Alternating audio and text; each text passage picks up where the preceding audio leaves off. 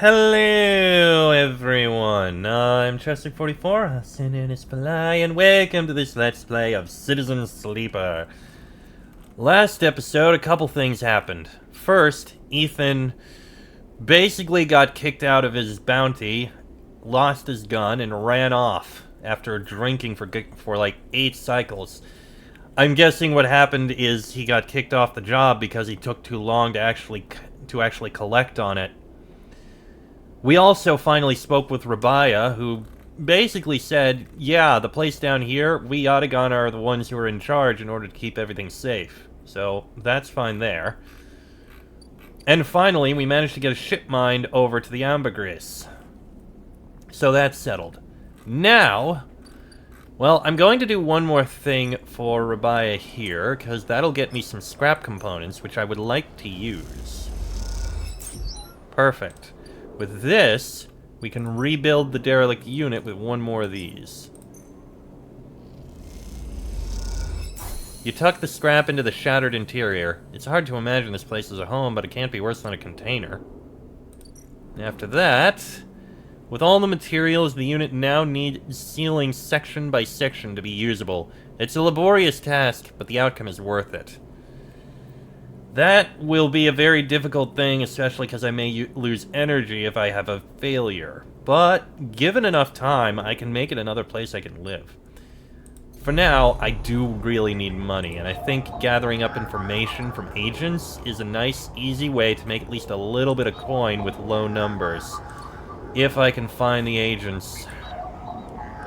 There we go, there's one.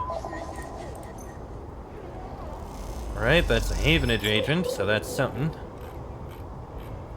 And can I get from you? Yes.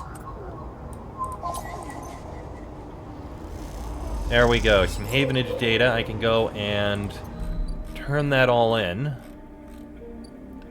at the Ottogon dispensary. No, not the dispensary. I can turn it in at Tambor Tea House? Yes, that's where.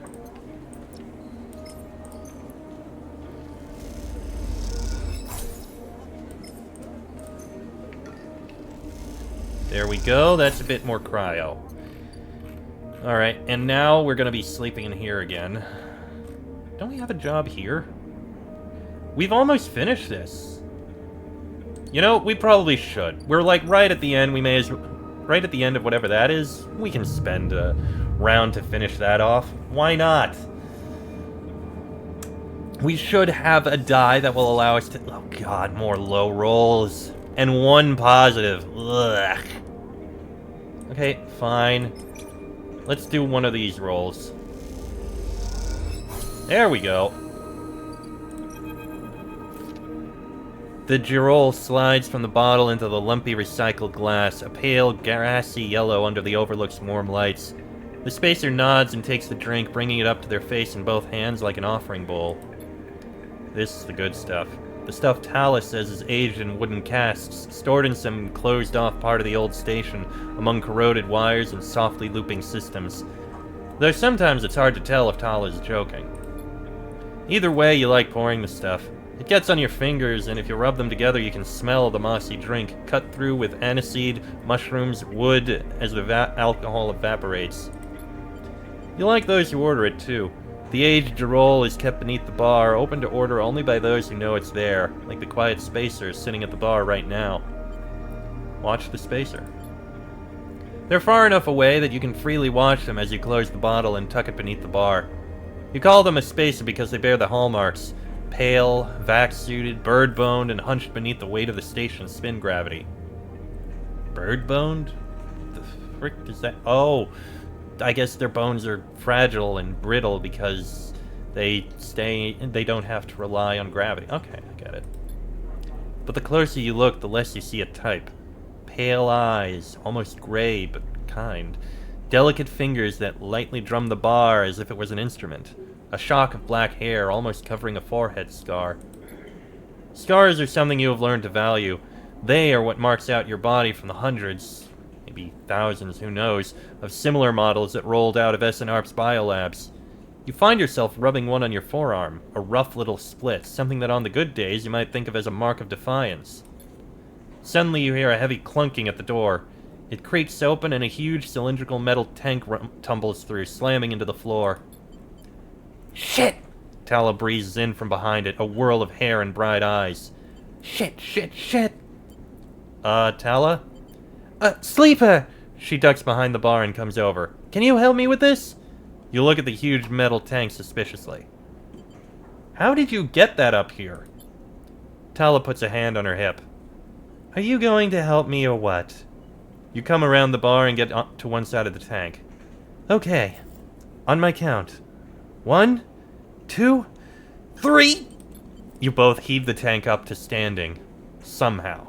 You hold it in place, struggling to keep it steady. Tala? In the back, comes a voice from behind the tank. Somehow you manage to lug the huge thing into the back room, where you place it in one corner, dwarfing the rest of the contents in the cramped space. As you do, you hear a crunch. You stand back and look at the expired rations oozing out from under the tank.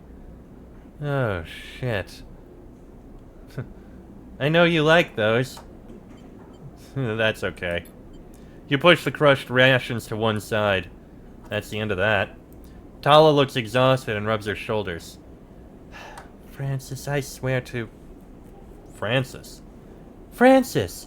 I mentioned him already. My guy on the door deals with suppliers, tall. He was supposed to be back from Etienne's up in the Greenway by now. Back with our Garol. She leans against the tank. Seems like he's got lost again. Or joined the Haifa commune. We need that Garol. There's 4 other bars near here, and the spaces sure as hell don't come to the Overlook for the ambiance. She looks through the open door to check if anyone can hear her. She knocks on the hollow tank. So, I'm taking matters into my own hands. Welcome, Sleeper, to the Overlook Distillery. You look around the dank back room. Needs some work. She picks at some paint flaking from the metal walls. Well... I might need some help, though. You up for it? She knocks on the tank again. Could be fun. Happy to help. Okay, I'm excited. She turns around and looks at the tank. I reckon we've chopped this thing in half. One half for fermentation, the other we turn into a still. We'll also need to gather the ingredients. She turns back and looks at you. You look more like a chopper than a gatherer. So, how about you build the still and tub while I work on the rest? Oh, wait, Sleeper, I have an idea. Tala is grinning now, and it's making you nervous. To make up for the rations, how about we put a kitchen in here too? A kitchen? Uh-huh. I always wanted to serve food. She turns back to the tank. This is going to be great, she says to herself. You look at the dented tank in the bare room. Oh, at least she has vision. Tala nudges you out of the back room and closes the door. As you go back to the bar, you hear the banging and thumping begin. The spacer finishes up their drink and nods in your direction as they leave. You can't quite tell if it's a gesture of sympathy or good luck. Well, so much for a quiet shift. Hey, new drive discovered. Still only 1 upgrade point, but this one is... work for Abaya. No, that's not it. Hack Harden's network? No. Improve the Overlook. Help set up the distillery. Let's see here. Build the still. You'll need to cut Tala's tank down and turn it into a still and fermentation tub, as well as setting up the room for distilling. It's a big job. You aren't sure Tala knows what she's doing, but she's a hard person to say no to, so it looks like you're building this thing. 2, 4, 6... 6 full successes. I mean, that's something we could work on. Let's see. You're still working on getting through that. What am I gonna do with it? Oh, right, that's what I'm gonna do with this 6. I'm gonna go to Rabaya's office and collect tithes. No, I don't need to collect tithes. But... it probably would be a good idea to explore this a bit. We can get a full positive on this. The rest of this would be risky, so I don't think so. And what I really need is money now that I look at this again. Well, I can get some more of this.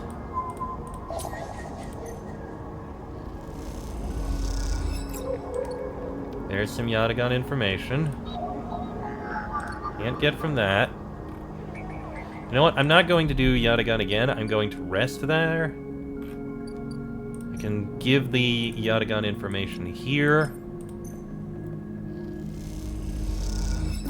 There we go. And I can sunbathe. Well, it helps a little. Alright, another rest. And I need money and I want to rebuild that house. Rebuilding the house. Ooh. I got quite a few bonuses there. Alright, that ship's gone. That's fine. Scrap freighter's still here. Not that there's... Oh no, the scrap freighter's done. Okay, that's going to be leaving. Looks like he's half done. But... I can go to the derelict unit. I can get some building done. You track down a difficult leak and close it up. After working, you look over the wreck of the unit. Almost there. Okay, that's 2. If I get 2 more full positives, that unit will be completely done, which I would very much approve of. But I do need to work on money. I can get some from this.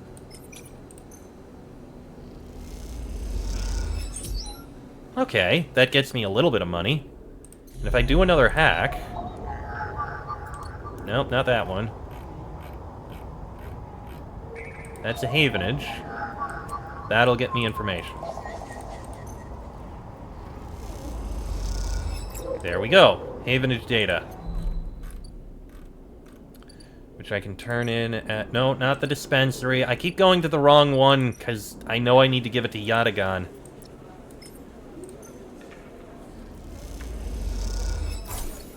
And I'm low on energy, so... Well, let's spend a visit here at Emphas.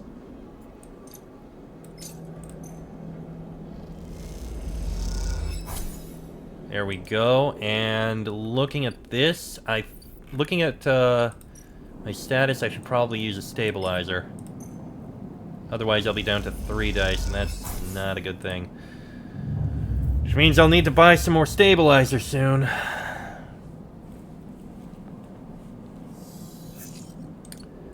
Four 3s and a 1. Yeah, that is not very pleasant, but okay. I guess I can try and use this a bit.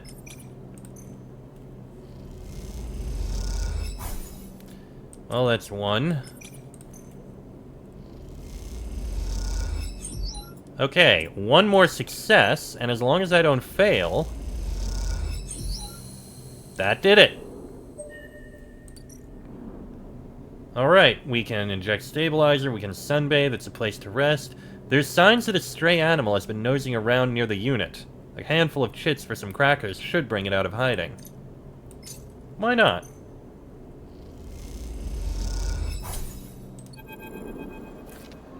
The stray hops up onto a work surface and looks out of the unit's small window. It doesn't acknowledge your presence. It just sits there beside the tray of crumbled crackers, staring out at the low end. What is this cat's story? Are there more on the station? You haven't seen another in the low end, but in this vast megastructure that means little. There could be a whole colony of cats like this one down in the Warrens. You look at its sleek dark fur and sharp eyes. It doesn't look ragged, it looks at home. In fact, its presence in the unit makes you wonder if this is the stray's apartment, which you are squatting in. Watch the stray. Though the stray is looking out at the station, you feel its attention on you, waiting for you to spring your trap. You remain relaxed and watch as something flickers in its eyes, perhaps the reflection of a passing ship. The stray settles a little and starts eating, picking at the broken crackers. You don't remember ever having been this close to an animal. It triggers something in you. A recognition of a life totally unlike your own, but still somehow connected, parallel, even interwoven. The stray licks at crumbs from its fur. Do you like it here? The stray flicks their tail at the sound of your voice. It's hard to imagine the stray liking anything, or at least being vulnerable enough to admit to it. But the Stray's pleasure at existing here, in this place, shines through its every sinew. It is not that the Stray is always happy on the Eye, but that the Stray is engaged by this place. It is alive here. You turn your eyes to the window, the one that the Stray looks out of, and you both watch the stars and the ships together. You feel something pass between you and the Stray, a kind of acknowledgement of each other, a sense that each of you might share something with the other, a point of connection. Then all at once the Stray yawns wide, hops down from the unit, and brushes along your legs. And then it is gone, out through the unit door and back into the corridors of the low end. Well, if you buy the crackers and pull them out, the Stray will always come. It doesn't mean they like you, though. They are a cat, after all. And that brings us 2 upgrade points. Instant car... Instant car... No, I'm actually going to take Obsessive Haggler. Lowering the cost of all cryo. That's going to help a lot. Now I can buy another bit of stabilizer for just 64. That's fantastic. I'll buy it so I have a second amount. But now I need to get money again. Ooh, midline freight hub. With so many shipments, what's one delivered package? You would have no idea what you're stealing, but that's part of the fun, right? I can steal a shipment.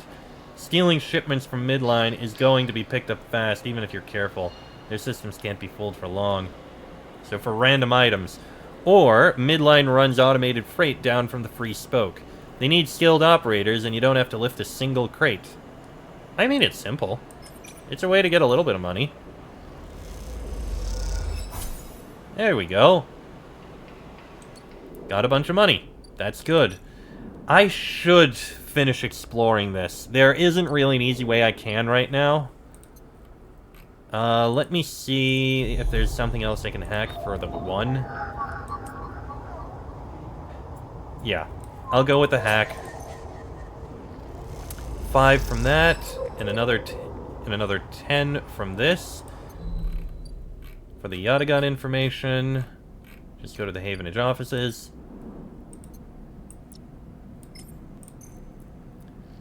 And all that together will pay for another bit of food from Emphas. Fine by me. Ooh, more than pay for it. That's right, we have the 20% discount. Alright, and now we can rest in our newly repaired unit. Bada bing, bang, boom. Perfect, and we got some nice numbers here, which I'm going to use to finish looking through this free spoke. Enter the spoke. I'm fine using the 3 on this one.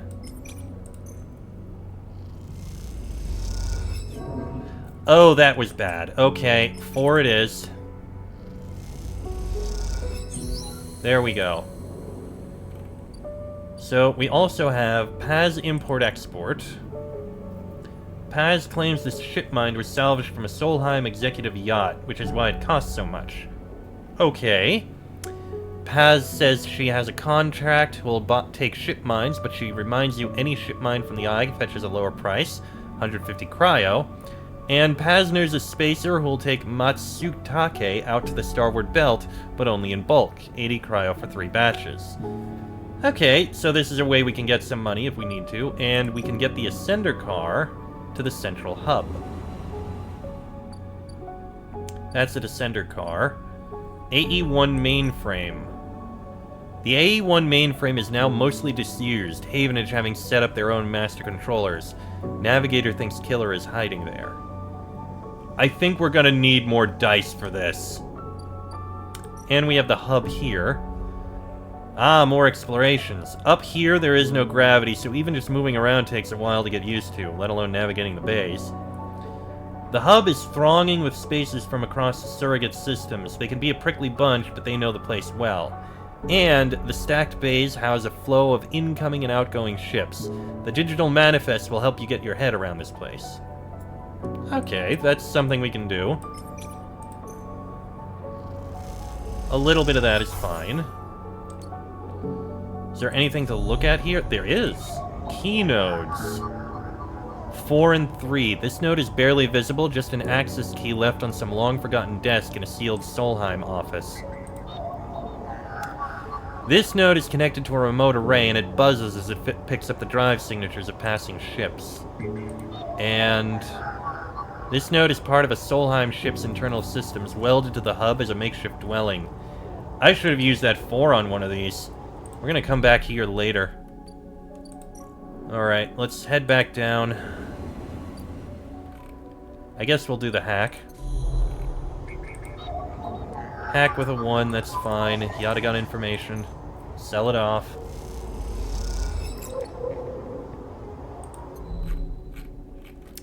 And I am definitely gonna buy some more, food. And I need to work on getting more money, without a doubt. I may need to focus on that next chance I get.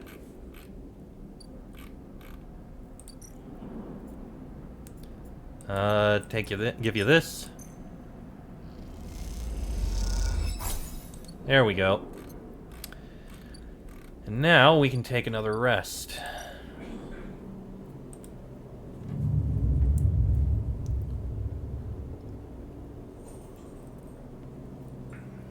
What do we got? We got 61355. Those are some good numbers.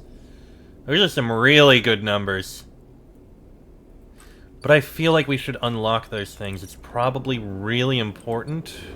I'm gonna see about unlocking them now.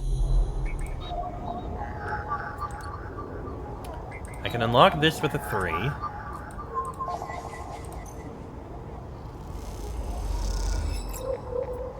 An encrypted key.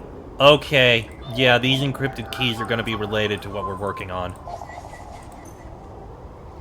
Clearly I'm gonna need these encrypted keys once we... Oh, shit! A glint, like a light traveling along the edge of a wave, fills your eyes. Then the blade follows, a long head with 2 dead sockets, slipping towards you in silence. You freeze, hoping it will pass you by, hoping that it will not simply slice through you like air. The blade head nears, slides past you. Almost. It nicks you, grazes you. You are desperate to cry out, to call out. But you hold your silence and simply watch the blind eyes of the killer glide past, empty of all thought. Then the blade winks into the dark, and you're alone again. Now you cry out. Killer is here. Alright, I'll unlock one more of these.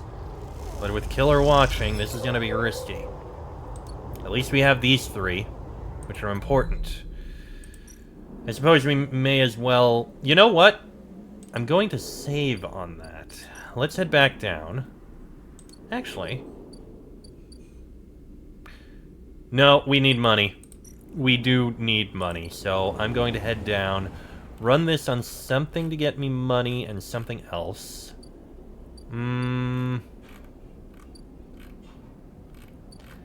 I could get some progress on this, couldn't I? Yeah, this'll get me money.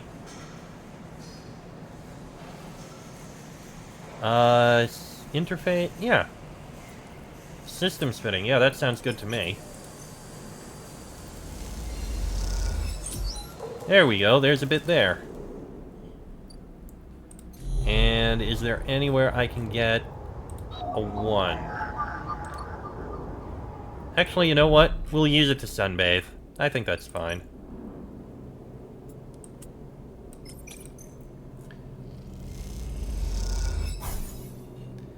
Okay. And for the sake of it, feed the stray. May as well be nice. End the cycle. Do we get good numbers? 6, 4, 2, and 1. Not the best. Ooh. You miss me? Ethan smiles a ragged smile at you. No? You look at him. He's paler than usual, hunched. He's sporting a black eye and more than a few cycles of beard growth. That's no way to greet an old friend. Friend? Well, colleague? He smiles weakly. This is big. Really big stuff. About you. He seems more jittery than usual. On edge. You remember now how SNOP canceled the contract on you? The contract I was going to collect? Yeah, I remember. Well, I'm guessing you were pretty happy about that shit. Overjoyed. Me? I lost everything. But let's not worry about that. He smiles sarcastically. And so what did you think? That was it? I was just glad to be... well, stay silent. Well, it was. Except... what if old SNOP gave the bounty to someone else? Someone who's even more of a shithead than yours truly. He smiles darkly. What a disaster that would be. And who are you talking about? That's the question, isn't it? Ethan fishes around in his pocket for a slip of paper. I've been speaking to some friends, you see. Some colleagues about what went down. And it turns out SNOP canceled all their bounty contracts. The whole lot. It seems they brought someone in-house. Some guy who did so well on their last contract that they got offered a job. He leans in. Apparently, he made a hit on this ship called the Winter Wonderland or something. He was smuggling sleepers out from under SNOP's big corporate nose. He killed the crew and blew the ship. They called him Hemwick or Maywick or something. I forget. You mean the Winter Light? Ah, that's it. Oh, so you do know about all this. Then you'll be very happy to know what I'm about to offer you. Ethan runs his hands through his greasy hair. Given this new information I brought to light, it seems like you're in need of protection. Wait for the pitch. I, meanwhile, am in need of assistance in kind. It, turns out I upset some people at the compressor the last time we were there. The owners. And they say they'll space me unless I work off the debt. Seems they are that kind of businessmen. I would pay them, but... He shrugs and turns his jacket pockets inside out in a mime of poverty. He looks pitiful, even more so for his clownish acting. Then work it off. You should be glad, the anger rising in him now, that I came here and told you this. You think anyone is looking out for you? You are a contract. A name on a list. He kicks the wall. I'm sorry. I'm sorry for being a shit and trying to kill you and whacking that thick skull of yours. You think I want to go up against this guy? But us... He jabs a finger between the two of you. We don't have a choice. So you keep me from getting killed, and I'll do the same for you.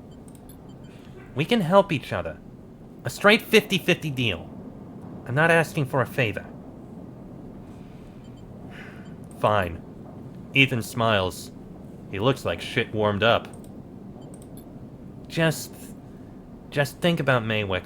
Think about that cold-eyed SNOP shit on his way here from the core systems. That should give you the motivation you need. Ethan swaggers off down the corridor, throwing his jacket over his shoulder. Can't wait to be working with you! Okay, so what does he want me to do? Where is it? Where's the compressor club? We can wash up, stock check, cleaning, prep work. Back work at the compressor is all bad smells, flickering lights, and hard scrubbing. Or work the front, working the door, taking deliveries, staffing the bar. Front work at the compressor is a cocktail of shouted orders, alcohol, and violence. Turns out the compressor's owners are local gangsters. Now Ethan has to work off his debt, and he wants to keep breathing. Got it. And, There it is, Maywick. Ethan says Maywick is on their way. You'll need to leave the station, get protection, or disable your tracker before they arrive. Well, I mean, I can try and get protection. If all we need to do is work off his debt at the Compressor Club, we can do that.